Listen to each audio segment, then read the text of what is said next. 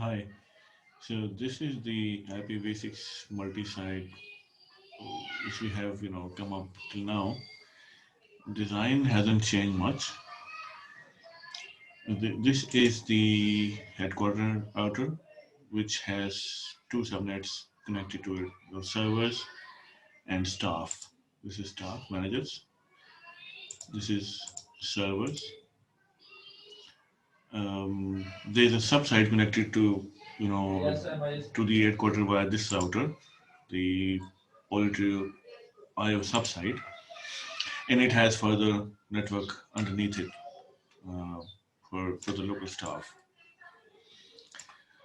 Now, this is the basic IP address scheme. I have used a mechanism to preserve IP addresses using net IDs and host IDs, splitting them in a way that one, we know which site uh, has what IP addresses belong to which site or which resource. I'm using static mapping for the IP addresses for now. Um, and we also have, we envision like 256 probably, IDs required at each site. So we have split the IPv6 address in a way to preserve IP addresses and to identify the network traffic if we are logging it somewhere. This one, freelancer.com, and this future now, these are shown as partner sites. These are not part of this HQ. Why they are shown? Because to demonstrate that if they're partner sites and you're allowing access, for example, to your public web server, to your partners, but at the same time you're preventing the people from managers or guests from accessing the internal web server, which is still on the same switch on the same subnet, but using firewall we are limiting access. So if we access from inside, from this computer, from HQ DG MGR connected to the manager's switch, it should still provide access to any of the web servers. But if you're a partner, you're coming from manager's switch from this computer, site 1 DG MGR1, then you should not be able to access the sensitive web server, which is this one, web server. Uh, at the same time, the partners can still access the public website. So if you want to demonstrate, I'll open up the partner client machine. I'll take console. There we are. So, let me log in. Okay. So, okay, let me first show you to confirm the IP addresses of the web servers, if I may. If I take console,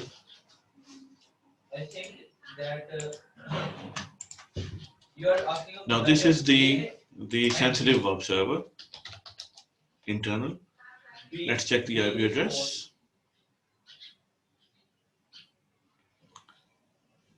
These virtual machines all loading on one PC. They take a little bit of time. Just give me a moment.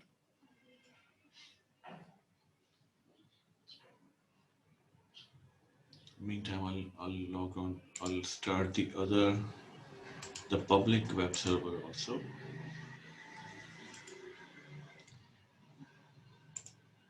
I'm loading up a bunch of them, so eventually they'll be slower.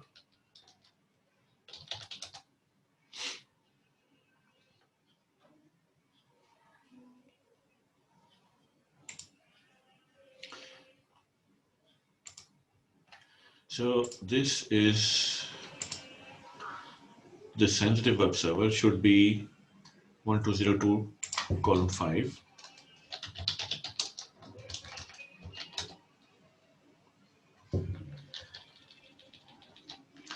So this one, the sensitive, the internal that's supposed to be not allowed for public is 1202:5, 112-bit subnetting.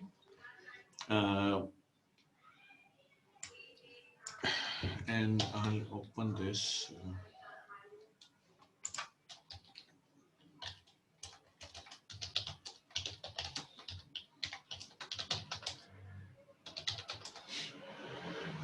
To see the traffic. Okay.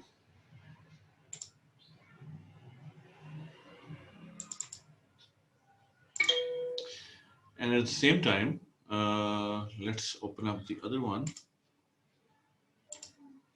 This is the public web server. It should be accessible to everybody. Let's just check the IP address. What is the address? So we can track when we see in the logs that what traffic is being permitted and what traffic is being dropped. So this one has the same subnet. That one was 1202. It's still 1202. The IP address is different, 200. And I'll again open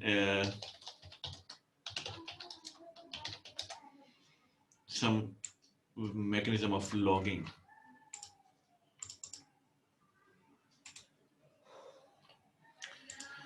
Okay, so now we come back to this machine. From this machine, when I open up the 12025, which is the internal web server, the connections are dropped. Now, how they are dropped? How do we know if they are dropped? Let's find out.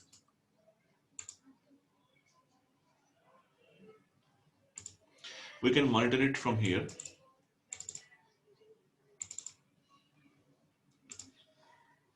Okay, I'll clear the screen.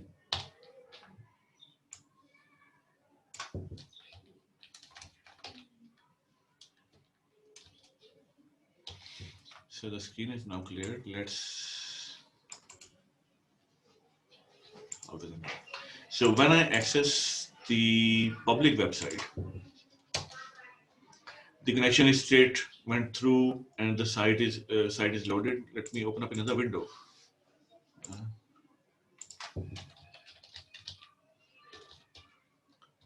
If I open the public website,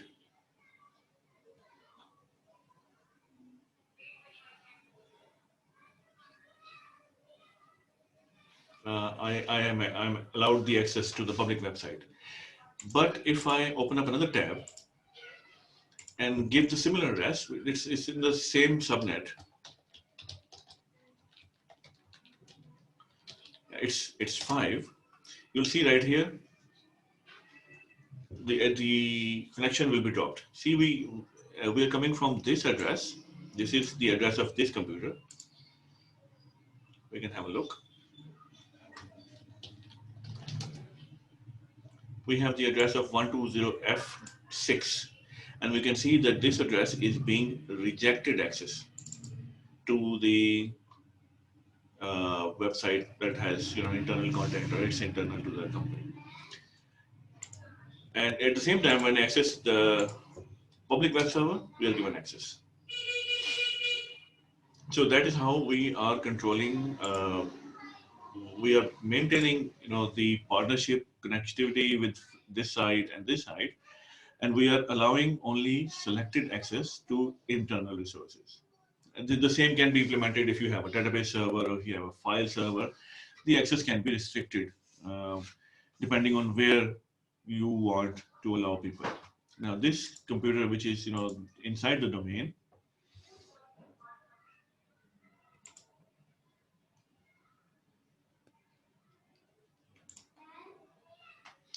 HQ, it's a computer inside the network.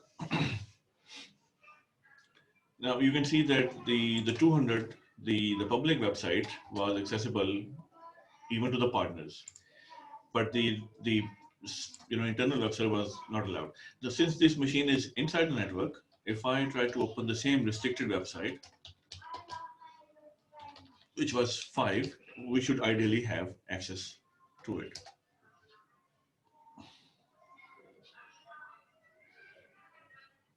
And we have access to the public. I mean, they both did have similar web pages, but the address is different.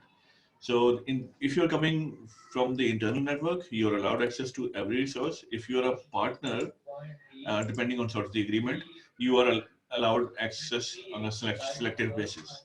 Uh, these are the subnets that I've divided this address into. These are assigned to, and these are shown based on the links. This address is assigned to this link, which is internal. This link has this IP address, and so on and so forth. Um, so that's about it. That's how it is. If you have any questions or queries, I mean, do post. Do let me know. Thank you.